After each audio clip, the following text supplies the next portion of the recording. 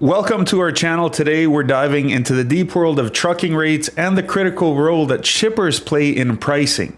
If you're a trucker, logistics enthusiast, or just curious about the industry, this video is definitely for you. So let's just get started here. First off, on the trucking rate side, well, trucking rates, and trucking is the heartbeat of the economy, there are a few factors that influence pricing. So let's break that down quickly. First off, on the supply and demand dynamic side. As we know, during the you-know-what, just after the you-know-what in 2021, on the supply and demand side of things, there was a really huge influx in the demand for shipping things from point A to point B. However, the supply was limited due to company policy changes and federal mandates and everything else that we won't touch base on in detail in this video. But essentially, because that happened where we saw a huge demand and not enough supply, we saw a skyrocket in price where there was loads going from, I kid you not, Southern California to Western Texas for 45,000 American dollars, which is absolutely insane. We also saw the same thing in Canada where we saw West Coast to East Coast moves and vice versa for around $30,000 plus. So supply and demand dynamics definitely do influence what pricing looks like. Forward now to 2024 and all of 2023, there was a lot of supply. There was an influx from 2021 all the way until 2023, middle of 2023, an influx in the number of carriers available to move freight because there was new entrants into the industry.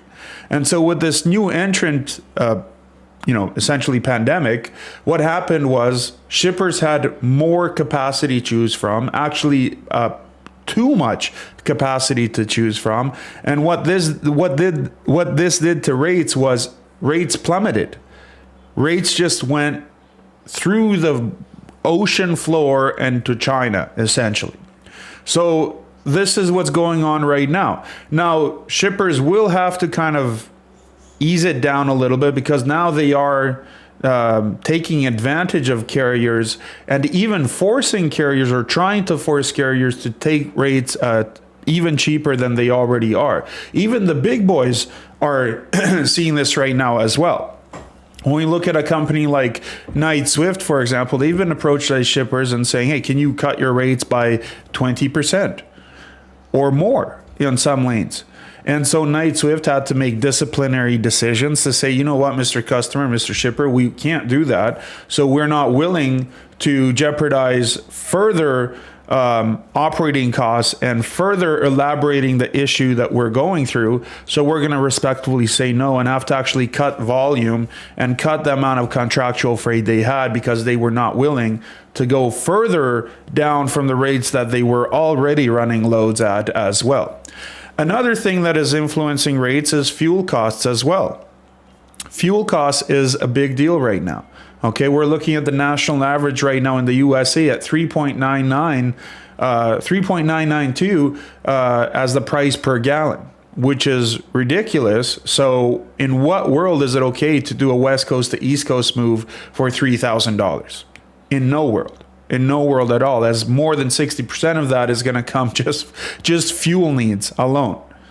Seasonal fluctuations also affect what shippers are willing to pay, right? When there's a lot of demand for shipping, shippers got to open up the wallet a little bit further. When there is not so much of a demand for a product, shippers are not willing to go further. So again, supply and demand dynamics, fuel costs, and seasonal fluctuations are just a few of the factors that influence what trucking rates are at the moment. Shippers, those who book the freight, they hold immense power in rate negotiations at the moment. They look at things from a contract perspective and a spot rate perspective. So whenever one or the other market flips, that's where they take their freight. That's just how they've been doing it now for quite some time. So on the contract side, if contract rates are lower than spot rates, they're going to try to push as much stuff into the contract agreements as much as they possibly can. When the spot rate is lower, they're going to try to put as much of their freight as they possibly can without jeopardizing their supply chain to the spot market. Also, shipper carrier relationships. Those carriers that have really solidified shipper and carrier relationships, those are the ones that are thriving even in this kind of economy. Okay, but shippers do have to have some kind of compromise on rates as well when they have strong relationships with carriers that can provide for them the capacity that they're looking for.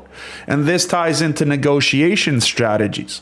So on both ends, negotiation strategies have to paint a clear picture as to why a shipper may think a rate needs to be at a certain point, and carriers and the sales team at the carrier, or the owners potentially, would have to paint a clear picture for the shipper why the rates need to be moved or adjusted to a certain rate in order for them to service those lanes.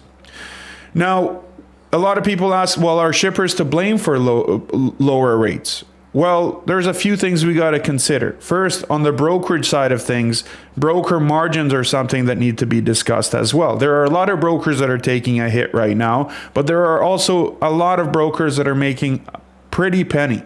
Shippers are still paying high on certain lanes, and certain shippers are still paying high on certain lanes, but brokers are keeping more of that margin and giving less to the carriers, or advertising loads as such, as if they are not getting enough money from the shippers. And this is then affecting rates and rock bottoming the rates. Okay.